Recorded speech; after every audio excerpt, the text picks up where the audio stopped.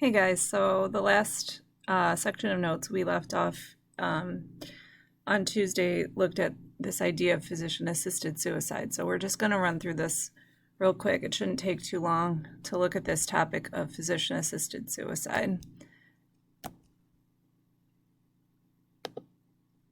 So one of the people that's really kind of like considered,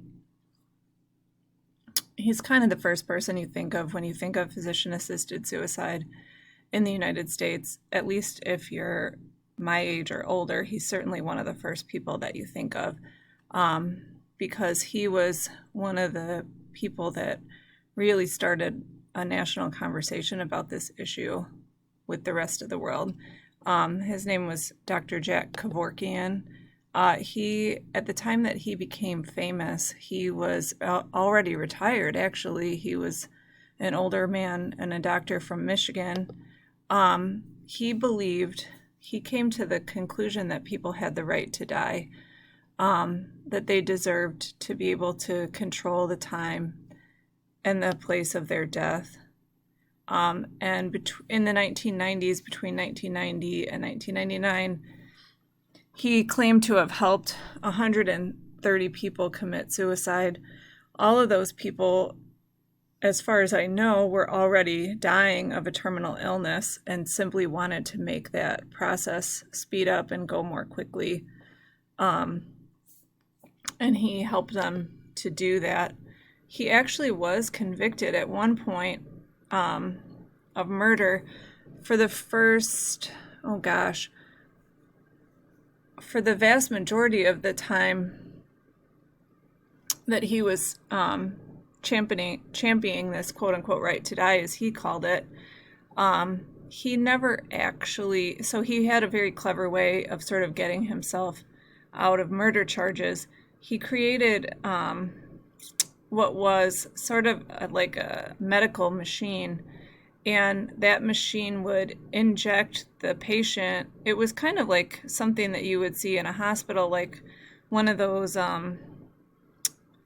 beeping things that people always have on their IV carts, that monitors the rate that the IV is injected into the person. I'm sure you guys have, if you've ever visited somebody in the hospital, you've seen that box that's on the IV cart that monitors how much of the IV is being injected into their veins. Well, he created a machine similar to that, but in this case it had 2 or 3 different drugs on it, and the third and final drug was a drug that would cause what was essentially more or less an immediate and very severe heart attack that would kill the person. Generally speaking, it would kill them almost instantaneously. The reason that he got away with doing this for so long is that even though he set up the machine, he put all the drugs in the machine, he put the needle into their vein, so to speak. He did all that stuff, but the button on the machine that would start the process and start the medications being injected, he always had the patient push the button themselves. And so he never actually pushed the button, and so he could, even though he was arrested several times, they never could charge him or find him guilty for murder because he never actually pushed the button himself.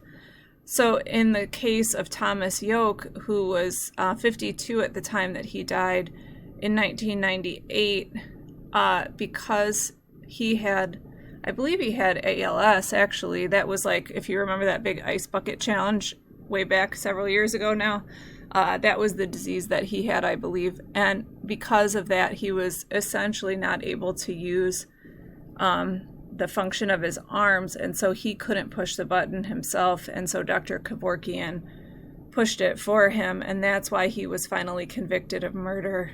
He actually was released in 2007 from prison, and he only died, I believe he died just a few years ago, Dr. Kevorkian did, so he actually lived a long and pretty healthy life, and actually ironically died of natural causes. So Dr. Kevorkian became kind of the person that really started this national conversation. By the way, just to reiterate, when we talked the other day about active euthanasia, the church absolutely disagrees with what he was doing and says that it was murder because he absolutely intended for his patients to die. A whole lot of people argued, a lot of doctors would disagree with what Dr. Kevorkian did as well, because they do take an oath, that Hippocratic oath, that famous oath that doctors all take, to do no harm. So after that, this began what has been sort of a national conversation about whether or not physicians should be able to help their patients take their own lives. And this, we ended up now with this national conversation. The first state to legalize physician-assisted suicide was the state of Oregon, and that happened in 1998. There are several other states. You can see all these states in the dark blue here. This Montana's a little bit of a different legal situation. That's why it's a different color. So you can see that there are several states with dark blue here. There are several states that have then followed suit and have legalized physician-assisted suicide, including down here you can see even Hawaii. Generally speaking, most of those states have modeled their law after Oregon. So what the law in Oregon says, more or less, is that a person has to be diagnosed with a terminal illness. They have to have 6 months or less to live. That diagnosis and that projected timeline of 6 months or less to live has to be then confirmed by a second doctor who's not in the, unrelated in any way to the first doctor's diagnosis. They can't be in the same office or anything like that. The person must be mentally competent, so they must be, they can't be like, if they have like a mental illness or any kind of mental defect, they can't use the physician-assisted suicide law, and they have to provide a written request to their doctor, and then they still have to wait 15 days. The idea is to make sure that they're absolutely certain and that they don't have any, hesitation or any question. If all those conditions are met, the doctor can prescribe what is essentially more or less a pill that does the same thing. It's basically the same drug that Dr. Kevorkian used, just in a pill form. And if the person takes it, they take the pill orally, they have to take it themselves. And it will cause, again, like almost what is considered an immediate and very severe heart attack that will bring about their death rather quickly. So that's the physician-assisted suicide laws in the United States as they currently exist. There are several states that are considering legalizing physician-assisted suicide. And I didn't update this map this year. I did update it last year. So this is probably mostly up to date, but it could be one or two that are missing there. I'm not sure. You guys will take a look at physician-assisted suicide as part of your assignment later today, so you can take a look at that too.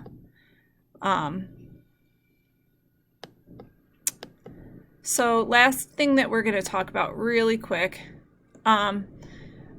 speaking of physician-assisted suicide, this brings up the topic just of suicide in general. Suicide is considered intrinsically evil. It's always considered a sin in the eyes of the church. That said, the church, I think, has changed their tone on this topic quite a bit in the last 20 or 30 years or so.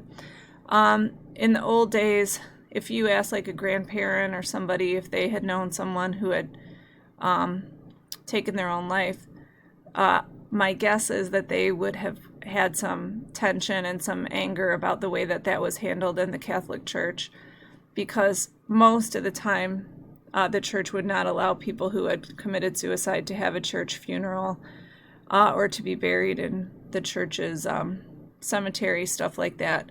It was really a tragic circumstance, and for a lot of people it was a very difficult circumstance, as you can well imagine, not only to have lost someone that they loved, but then also to be told that they couldn't have a funeral in their church was kind of salt on the wound, so to speak. So I think the church has changed their tone on this a whole lot in recent years, And I think they've gotten, much better about the way that they talk about suicide. Obviously, this is a very serious topic and something that's a really tough one to talk about. But in general, I think what we would say now is that, yes, it's always a sin to murder, even if it's yourself.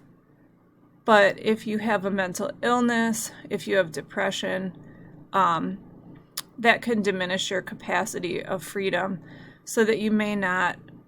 The idea of it is the church is saying, if you have a mental illness or a very serious depression, you may be making a decision that you wouldn't have made if you were fully healthy, mentally speaking, if you were in a healthy place.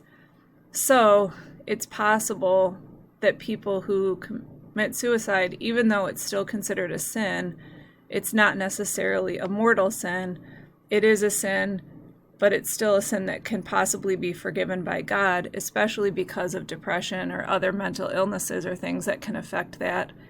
And so I think the church has said now, yeah, it's a sin, but we need to recognize that sometimes people aren't acting fully from freedom.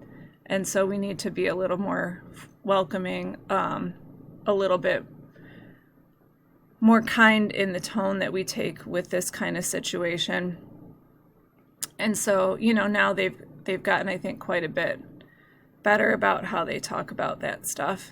So they've really, I think, come around quite a bit in terms of the pastoral tone that they take with this issue.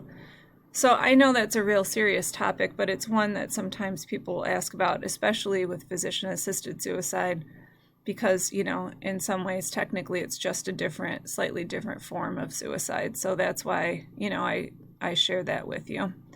Okay, so you guys are going to look a little bit more deeply for your assignment today. You're going to look a little bit more deeply at physician-assisted suicide, which, again, is obviously a pretty serious topic. But then again, this whole unit is a lot of really serious topics. So I hope you guys are doing well. I miss you terribly.